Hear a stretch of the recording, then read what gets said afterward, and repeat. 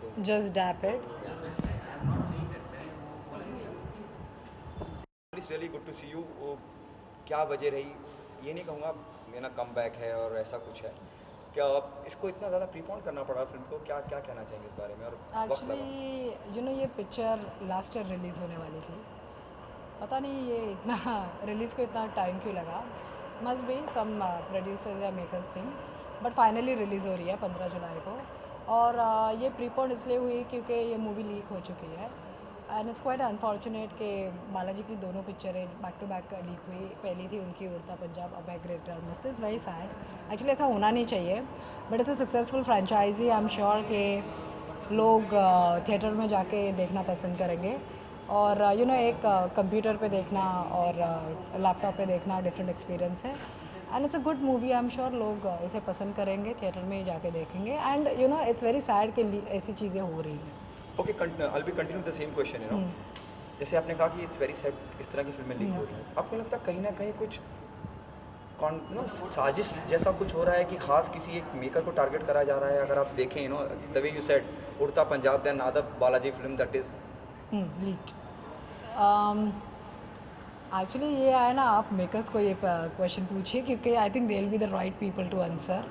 क्योंकि मेकर्स के अलग डिसीजंस होते हैं। हम आर्टिस्ट जब शूटिंग चलती है तभी हम आते हैं, और बाद में रिलीज़ करना, कैसे स्ट्रैटेजाइज करना, प्रमोट करना, पब्लिसिटी, एवरीथिंग वो मेकर्स पे डिपेंड होती है।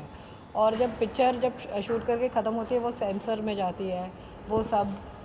तो I think makers should take care of it, और थोड़ा उनको केयरफुल या तो कॉशियस होना चाहिए इन सारी चीज़ें को लेकर।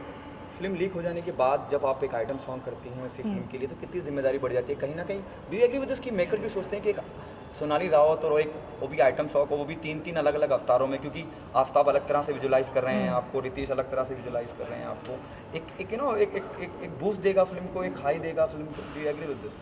एक्चुअली ये मूवी में मेरे 5 लुक्स हैं 3 नहीं है। और बहुत ही मुश्किल गाना था, क्योंकि बॉयज़ मुझे डिफरेंट डिफरेंट अवतार में विजुअलाइज कर रहे हैं, फैंटासाइज कर रहे हैं। सो बहुत सारे प्रॉप्स यूज़ हुए हैं, बहुत सारी थीम्स यूज़ की है, बैकग्राउंड बहुत डिफरेंट डिफरेंट टाइप के बनाए गए हैं। तो काफ़ी हेक्टिक था शूट करना, और मज़ा आया शूट करके, क्योंकि थीम जैसे मैंने कहा फैंटासाइज कर रहे हैं, तो उसमें लेदर यूज़ हुआ है। रितेश मुझे साड़ी में विजुअलाइज कर रहा है, विवेक मुझे लेदर में, जैसे मैंने हॉट पैंट्स पहने हैं उसमें विजुअलाइज कर रहा है। आफ्ताब जो है एज अ प्रिंसेस मैं कैसी हूँ उसमें विजुअलाइज कर रहा है। फिर वो तीनों लड़के मुझे बारिश में भीगते हुए विजुअलाइज कर रहे हैं। फिर मैं रोडियो पे हूँ, जहाँ पे मैं बुल पे बैठी हूँ और वो रोडियो चलाते हैं, वो एक कॉन्सेप्ट है।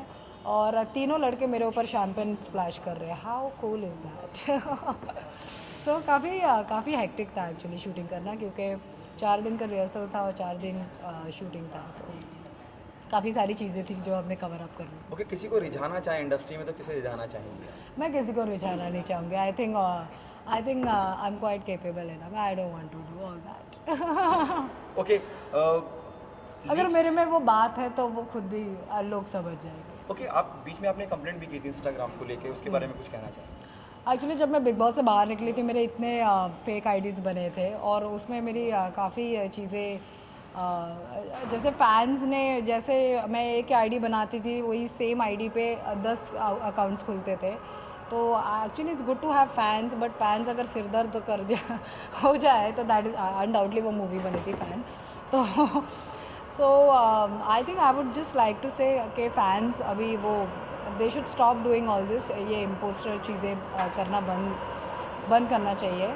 और आई थिंक वो अकाउंट अभी भी शुरू है, मैंने तो भी बंद करने की कोशिश की, बट स्टिल वो आई थिंक सोशल मीडिया पे आपका कंट्रोल नहीं है। ओके, उसके अलावा something out of the box, R D Burman के बारे में क्या कहना चाहेंगे? R D Burman, R D Burman के संगीत के बारे में क्या कहना चाहेंगे? I think R D Burman, जो मेरी पहली पिक्चर थी एक्सपोज, वो 60s में बेस्ड थी। तो हिमेश ने काफ़ी सारे गाने आर डी बर्मन के यूज़ किए थे जो काफ़ी हिट थे। So R D Burman I think is a legend, और उनकी जो म्यूज़िक थी और वो जो डिस्को एंड काफ़ी कैची था। और I think all this Helen के जितने भी गाने हैं जो मैं अभी भी सुनती हूँ, मतलब at this era, at this age also, I think R D Burman is too good. and I love him. Okay, there's a process happening in the industry where they're planning to make a biopic on R.D. Burman. Whom do you think is the best suit for the R.D. Burman? R.D. Burman ji, मैं actually उनके बारे में ज़्यादा इतना personally जानती नहीं हूँ क्योंकि वो तब थे, हम अब हैं.